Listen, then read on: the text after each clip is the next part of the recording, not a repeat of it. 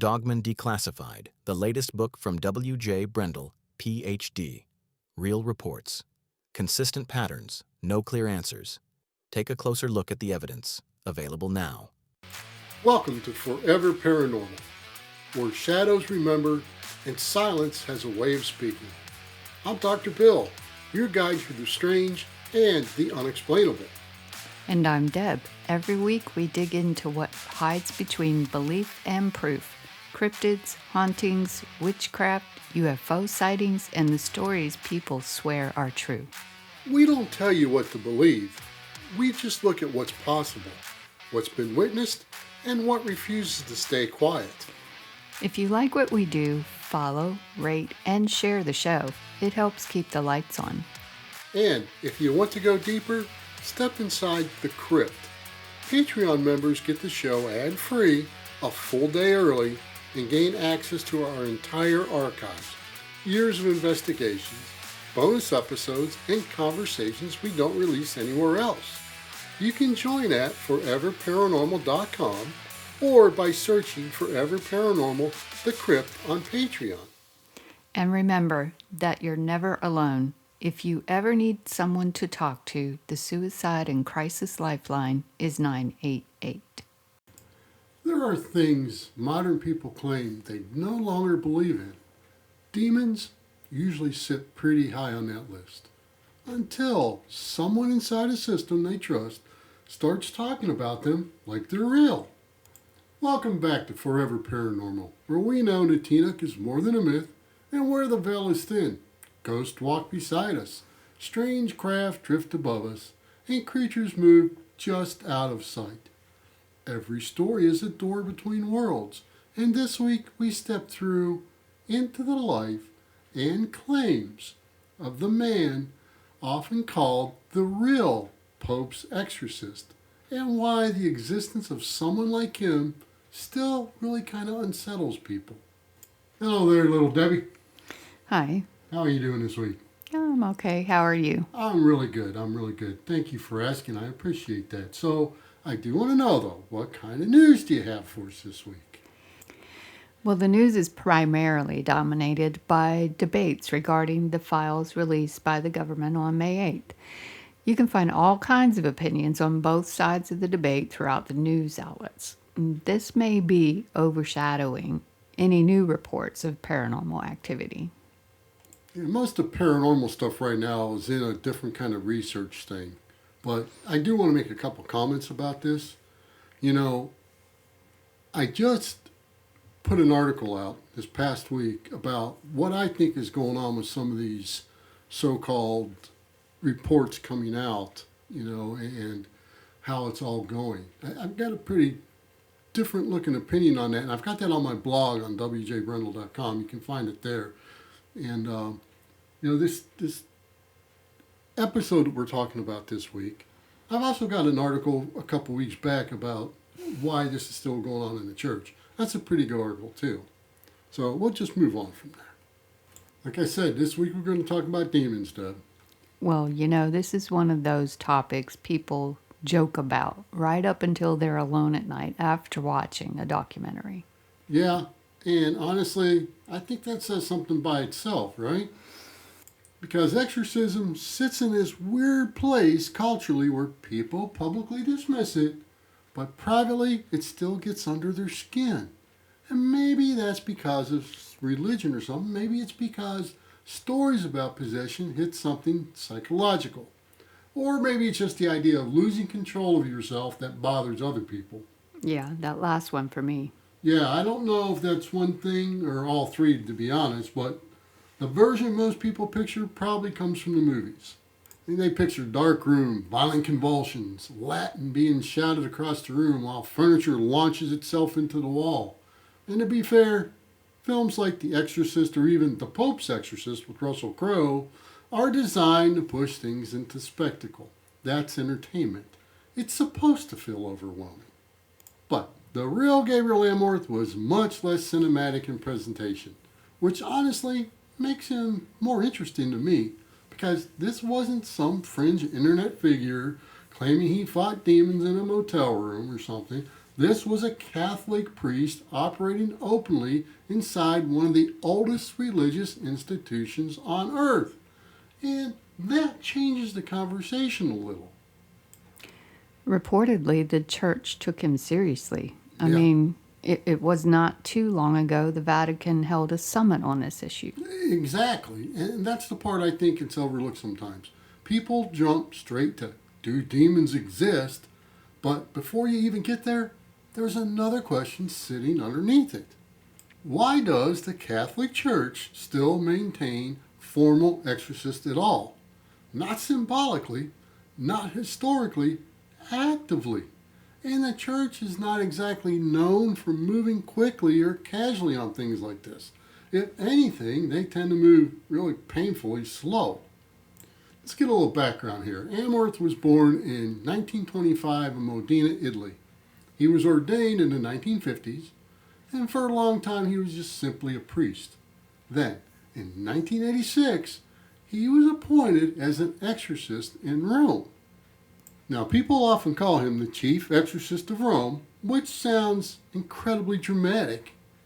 And that really wasn't the formal Vatican title, though, and the way people imagine it, because he absolutely became the public face of exorcism inside the church, but not that way.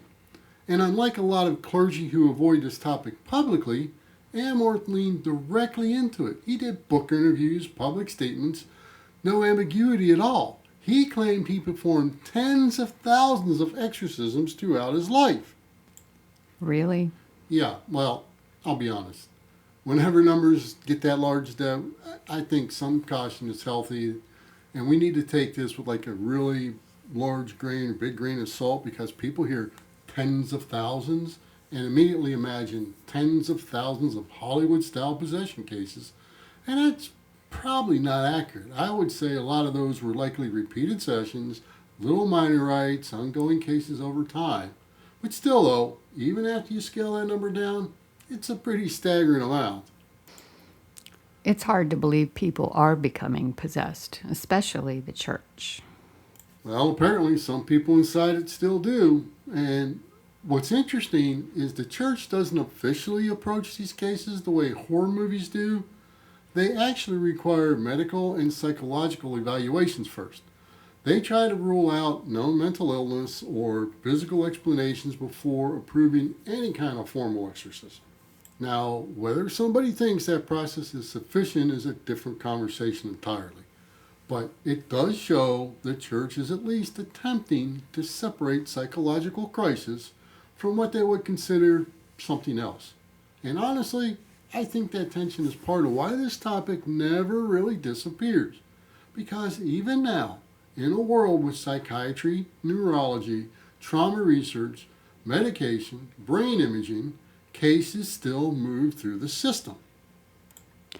I think that's the part people struggle with, at least I do, because it's easy to laugh this stuff off until you realize major institutions still quietly take it seriously. Exactly, and honestly, I kind of understand both reactions. Part of me looks at this through a very modern lens and says, okay, human beings and people have always tried to explain behavior they didn't understand. That's real. We know trauma can fracture people. We know severe mental illness can completely alter somebody's personality, their speech patterns, emotional control, and even their physical behavior sometimes. But then there's this other part of the conversation that doesn't disappear quite so easily. Because the church could have quietly abandoned exorcism decades ago if it wanted to, especially in the modern world like we have now where the risk of public ridicule is pretty obvious, right? Instead, they tighten the process. That's interesting to me. It's not proof, just interesting. Logically speaking, if they were embarrassed by it, you'd think they would slowly phase it out instead of formalizing it more. Exactly, and I think that's where people on both sides start getting uncomfortable with it, because believers want to jump straight to demons are real. Skeptics want to jump straight to all possession cases are mental illness, nothing else. But honestly, I think reality is probably messier than either extreme wants it to be. Because once you start digging into this topic, you realize not every case even looks the same. I mean, some are almost certainly psychiatric crises. Some probably involve extreme religious suggestion. Some seem tied to some kind of trauma. And then there are the handful that, I don't know, maybe they linger a little. Not because somebody's head spun around like a movie scene, usually just the opposite, but it's the quieter cases that tend to bother me more. What do you mean by quieter? Well, cases where something just feels wrong in a way that's difficult to pin down cleanly, And I know that sounds vague, Deb, I'm sorry, but that's honestly the problem with the entire subject. The moment people try to force it into clean categories, things really start falling apart.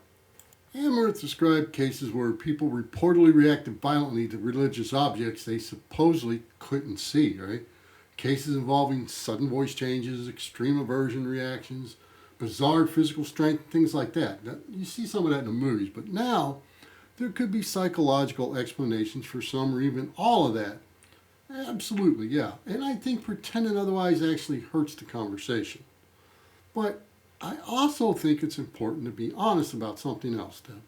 Human beings across every culture and very different cultures have been describing remarkably similar possession-like experiences for a very long time. I mean, yeah, we have different religions, different languages, different eras, the terminology changes, but some of the patterns just don't. But doesn't that generally happen with folklore, though? I mean, people influence each other. Stories spread.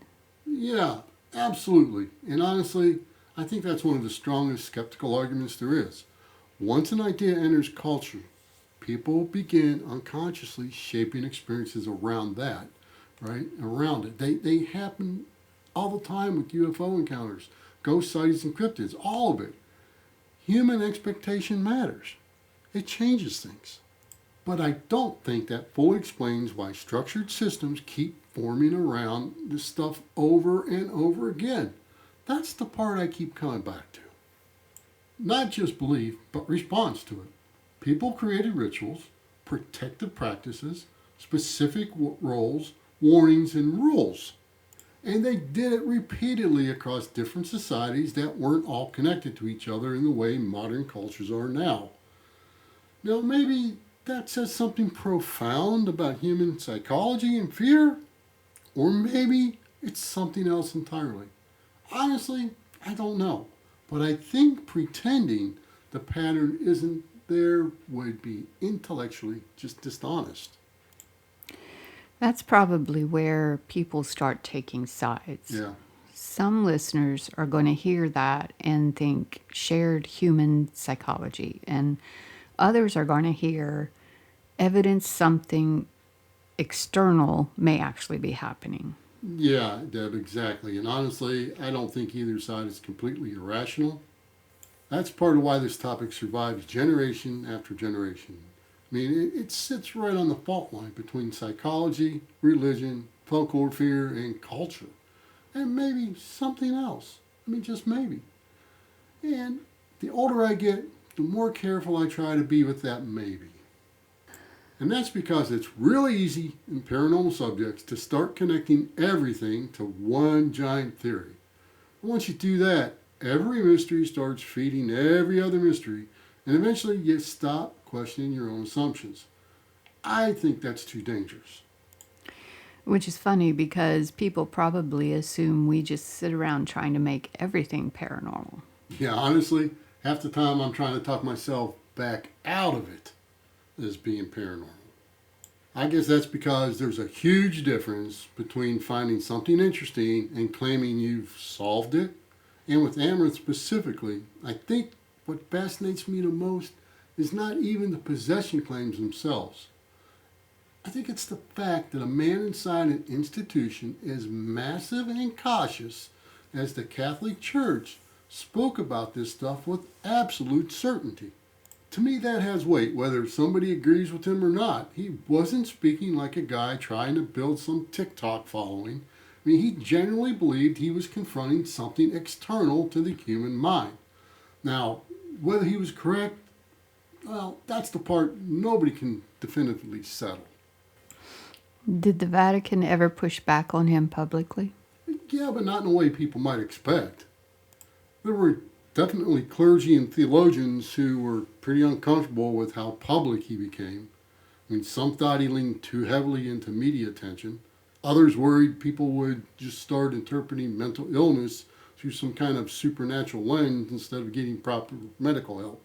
And honestly, I kind of think those concerns are pretty fair because there's a real danger of mishandling vulnerable people through purely supernatural explanations. I mean, history shows that pretty clearly. But at the same time, the church never really disowned him either. I mean, that's important because he remained a recognized exorcist. He helped found the International Association of Exorcists, and in 2014, the Vatican formally recognized that organization under canon law. It became church law. Again, that doesn't prove demons exist, but it does show the institution still considers the category real enough to formally organize around it. And I think that's where modern people start getting uncomfortable again, because we tend to assume older supernatural frameworks quietly disappeared once science advanced enough. But some of them didn't. They adapted, or at least they survived anyhow. You know what's weird though? Even people who completely reject religion still talk about things like negative energy, attachments, dark presences, stuff like that. Yeah, exactly. The language has changed. That's one of the most interesting shifts to me because people today often avoid explicitly religious terminology because words like demon carry so much cultural baggage. So instead you hear attachment, entity, oppression, presence, negative force. They're cleaner words with less theological weight, but structurally, some of the descriptions sound surprisingly similar to much older accounts, right? Something influencing behavior, something attaching itself to a person, something that needs to be removed, resisted, cleansed, or driven away. You know, maybe that's just modern psychology mixing with spiritual symbolism. Could absolutely be, but I also understand why people notice the overlap.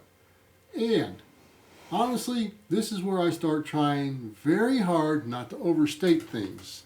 Because once people hear non-human intelligence, they immediately want to merge the demons, aliens, ghosts, or some kind of interdimensional beings, maybe even ancient gods, consciousness studies, and all that stuff, right? It's all into one giant explanation. That may ultimately be nonsense. Or there may be small pieces of it that overlap, hiding inside concepts we still don't understand very well yet. I think both possibilities deserve room right now. And this is where I'm going to push back a little because I think people sometimes force connections between things just because uncertainty makes them uncomfortable. Well, Deb, I have to say that's completely fair. And honestly, people are pattern making machines. We connect dots constantly, even when the dots may not belong together, right? Sometimes, especially when they don't belong together. And paranormal communities are definitely not immune to that. You can start with one strange case and suddenly everything becomes connected to everything else. Demons become aliens. Aliens become interdimensional beings. Ghosts become consciousness projections. Eventually, the theory becomes so large it explains everything, and therefore, it really kind of explains nothing. I mean, I try to stay aware of that tendency myself, too. But I also think it's healthy to ask why certain ideas keep resurfacing across time, even after the language around them changes. Maybe not necessarily because the old explanations were correct, maybe because the experiences underneath them were real in some form or another. And those are really two very different things. That is probably one of the most important distinctions in this whole conversation. Yeah, I think so too, because somebody can have a genuinely terrifying experience without the interpretation automatically being correct, right? A person may sincerely believe they encountered a demon, an alien, a spirit, some kind of entity, and still misunderstand what actually happened to them. But dismissing every experience automatically isn't intellectually honest either. That's the balance I think a lot of people struggle with. And honestly, I think Amorth himself probably saw the tension a little differently than modern audiences do. He came from a worldview where the supernatural was not separated cleanly from daily life, the way it is for many people now. To him, evil was active, it was personal, it was intelligent, it wasn't metaphorical. That doesn't mean he was right, but I do think it means he interpreted experiences through a framework that most modern people really no longer share. That may be why younger people sometimes find this stuff fascinating again. It feels older than modern culture somehow. Yeah, and maybe a little more emotionally raw too, Deb, because modern life explains almost everything mechanically. We have chemical imbalance, trauma response, neurological disorder, environmental stress. And to be clear, a lot of those explanations are legitimate and evidence-based. But people still seem drawn to older symbolic frameworks when their fear becomes extreme enough, right? That never really went away. Even people who didn't consider themselves religious will say things like, that house felt evil. That person had darkness around them. That room felt wrong. They are emotionally spiritual descriptions, whether people realize it or not. And honestly, maybe that's because people naturally externalize fear and suffering. Or maybe certain environments and experiences genuinely affect people in ways we still don't fully understand yet. I'm comfortable with leaving that question open. So, where do you personally land after digging into somebody like Amorth for this long? Well, I think he absolutely believed what he was doing mattered. I mean, there's no hesitation there. I don't think he was performing a character. I don't think he viewed this symbolically. I think he genuinely believed he encountered cases that could not be explained purely through psychology or medicine or anything like that. Now, whether his interpretation was ultimately correct, well, I can't honestly answer that. And I'm not sure anybody can. But I do think the existence of someone like him forces modern culture into a very uncomfortable position. Because you got to remember, if a major religious institution still quietly maintains trained exorcists after centuries of scientific advancement, then one of two things is probably true. Either people continue experiencing extreme states often enough that these systems still feel necessary, or there are experiences occurring that don't fit as neatly into modern frameworks as we'd like to believe. And maybe the truth sits somewhere in between those two things. Well, at least until next time, when we discuss another tale yet to be told. Thanks for listening to Forever Paranormal. Follow, rate, and share the show. It helps others find us and keeps the stories coming. Step inside the crypt for archive and exclusive episodes at foreverparanormal.com. And keep up with my latest books and research at wjbrendel.com. And until next time, remember, the veil is always thinner than you think.